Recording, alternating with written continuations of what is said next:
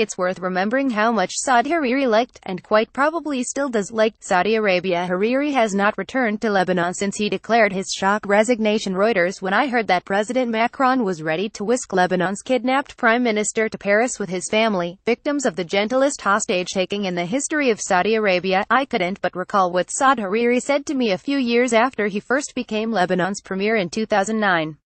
I was sitting in his office in his Khoraitim Palace, a vast, ugly monster of a building not far from the Hamra district of Beirut, and I asked him if he liked being Prime Minister of Lebanon. He had only 2 advisors with him. "I am following in my father's footsteps," he said repeatedly. He was talking about his father Rafik, the former Lebanese Prime Minister murdered in Beirut 4 years earlier, in 2005. But he was always talking about his father's footsteps and people mocked him for this. But really, I asked again, what did it feel like to be Prime Minister of Lebanon? His answer quite shocked me, though it should not have done. "You know this is my duty," he said. "But I miss Saudi Arabia. I miss being able to take my family out in the car and drive through the desert at night, and feel the desert wind in our faces, and us, just alone. No policemen, no security, no soldiers." Well, I guess that from now on, he's going to associate Saudi Arabia rather than Lebanon with policemen, security and soldiers. But it was an interesting reflection on the Hariri family. I knew his father rather better. When he was assassinated with 21 others by a suicide bomber on the Beirut seafront in 2005, I saw Rafik Hariri's body lying on the roadside. He was a plump man and I thought at first he was the man who sells time bread on the Corniche until I saw the hair over his collar. His socks were on fire. With a colleague, I had first met Rafik Hariri not in Beirut but in Riyadh, the Saudi capital where his son is now incarcerated, albeit in the luxury to which the family was and still is accustomed. The comparatively young Rafik, this was in the 1990s, before he was prime minister, was sitting in his office complex, headquarters of the now bankrupt Ogre company, indulging in the irritating habit so beloved of Arab businessmen, talking to advisors while glancing constantly at a vast television screen to distract him from the conversation.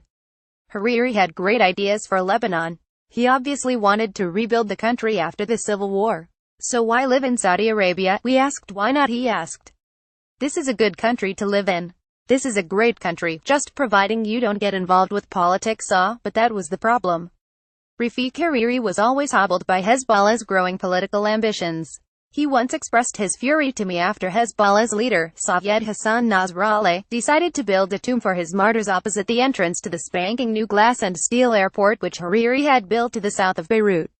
"Can you imagine?" he asked. "This man was going to put the bodies of Hezbollah men killed by the Israelis right opposite the entrance to the international airport, the first thing tourists would see when they arrived." Hariri stopped the plot. The world, which then meant the United States, accused the Iranian-funded Hezbollah of murdering Hariri, and so when Saad became prime minister, he too feared the Hezbollah, though many including myself had doubts about just who his father's murderers really were. And with Hezbollah's ministers in the government, freely and fairly elected, we should add, Saad Hariri found himself in a different kind of danger when he immediately returned as prime minister last year. As a Sunni citizen as well as a Lebanese citizen, the Saudis expected him to tame the Shia Hezbollah. But he had to rule a united Lebanon, not lead it into another civil war.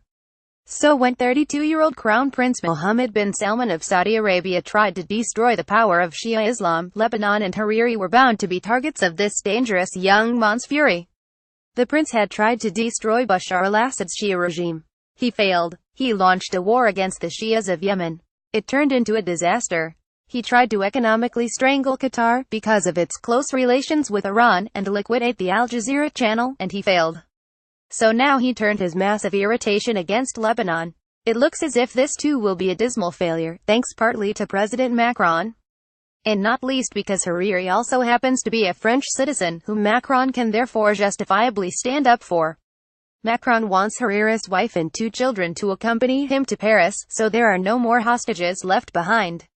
But there are. There's his brother Baha, for a start. Despite all its verbal frothing, the one thing the Saudis will not do is attack Iran itself. That would be far too frightening an enterprise for the Crown Prince to undertake.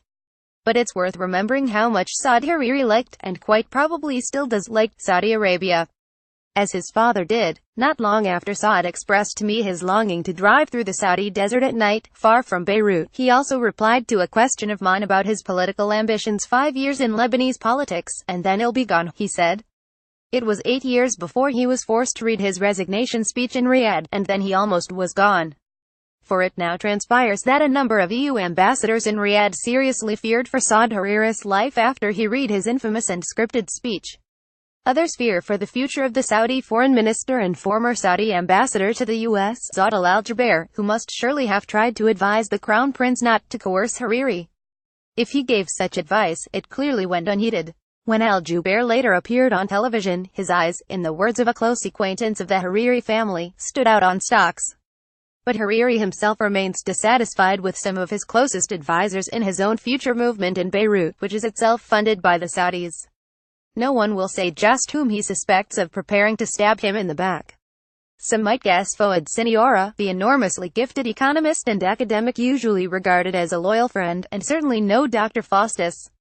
I've always liked Siniora. He stood up for Hariri's father Rafiq when Hariri enemies tried to suggest there had been corruption in Rafiq's Lebanese government.